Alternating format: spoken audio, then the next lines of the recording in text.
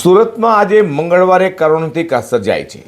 સુરતના લિંબાયત વિસ્તારમાં રહેણાંક મકાનમાં સાડી પેકિંગના કામ દરમિયાન ફોર્મમાં કોઈ કારણોસર આગ લાગતા આખું મકાન આગની ચપેટમાં આવી જવા પામ્યું હતું, જેને લઈને ઘરમાં રહેલા બાળક અને 4 મહિલાઓના મોત નીપજવા પામ્યા છે। તો બનાવ લઈને આખા વિસ્તારમાં અફડાતફડી મચી જવા પામી હતી કે ફાયર સાથે પૂર્વ મેયર, પૂર્વ ડેપ્યુટી મેયર, પોલીસ પણ ઘટનાસ્થળે દોડી જવા પામ્યા હતા। સુરતના લિંબાયત વિસ્તારમાં આવેલા મીઠી ખાડી પાસે એક મકાનમાં અચાનક જ ભયાનક આગ ફાટી નીકળતા 5 લોકોના મોત નીપજ્યા હોવાનું સામે આવ્યું છે।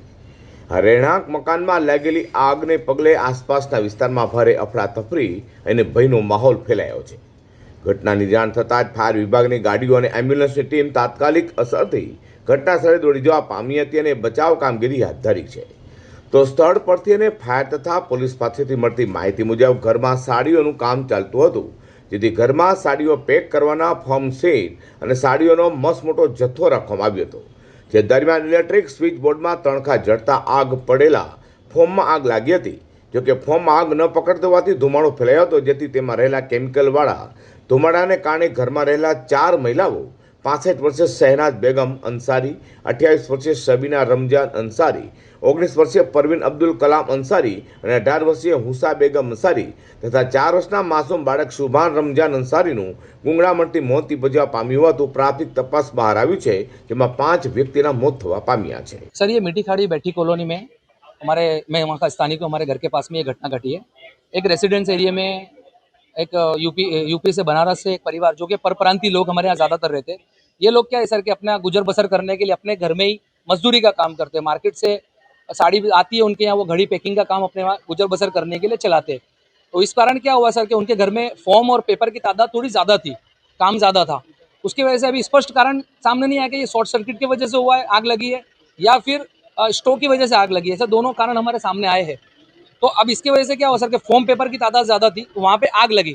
आग लगने के कारण ऐसा हुआ सर कि परिवार जो था उनको कुछ समझ नहीं आया कि बाहर की तरफ जाए या पीछे की तरफ जाए। तो वो पूरा परिवार पीछे था, तो पीछे की तरफ चला गया और अपना गेट बंद किया।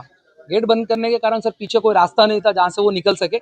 तो क्या हुआ कि आग लगने के कारण जो धुआं हुआ, वो धुएं की वजह से वो लोग बेहोश हुए और वहाँ पर 5 लोगों की जगह पर धुएं के कारण, दम घुटने के कारण उनकी डेथ हो गई, जिसमें 4 लेडीज और एक 4 साल का बच्चा था। ये कितने बजे आग लगी थी? सर, 10 साढ़े 10 के आसपास की घटना है। फायर की गाड़ी कितनी? फायर की गाड़ी थोड़ा लेट आई है, लेकिन आग को बुझाने का काम था तो स्थानिक युवाओं ने, स्थानिक लोगों ने अपने अपने घर से पानी लाके आग को बुझाया और उन परिवार को बचाने की कोशिश भी करी, लेकिन धुएं के कारण वो लोग अंदर घुस नहीं पाए क्योंकि उनको भी खतरा था इस वजह से। लेकिन आग को मोहल्ले के लोगों ने काबू कर लिया था। तो स्थળ પર પહોંચેલા પૂર્વ મેયર દક્ષેશ માવણીએ જણાવ્યું હતું કે ઘટનાની જાણ થતાં તેઓ સ્થળે દોડી આવ્યા હતા અને તપાસ કરતા ઘરમાં અધધો કહી શકાય તો 10 ટન જેટલો સાડીનો માલ હોય, જેથી સુરત શહેરમાં જરૂરત પૂરતું જ ઘરકામ માટે સાડીનો માલ મગાવવા અપીલ કરી હતી। તો ગંભીર આગની ઘટના લઈને પોલીસ કાફલો પણ સ્થળે દોડી જવા પામ્યો હતો અને ડીસીપી ઝોન 2 ડોક્ટર કાનંદ દેસાઈએ સ્થળ પર પહોંચી તપાસ હાથ ધરી હતી। સુરતમાં ઉનાળાએ તો જાણે આગની ઘટનાઓ વધારી રહી હોય તેમ રોજેરોજ આગની ઘટના સામે આવી રહી છે। ત્યાં લિંબાયતના રહેણાંક મકાનમાં સાડીમાં વપરાતા ફોર્મમાં આગ ફાટી નીકળતા 4 મહિલા અને એક બાળકનું મોત નીપજતા આખા વિસ્તારમાં ગમગીનનો માહોલ છવાઈ જવા પામ્યો છે।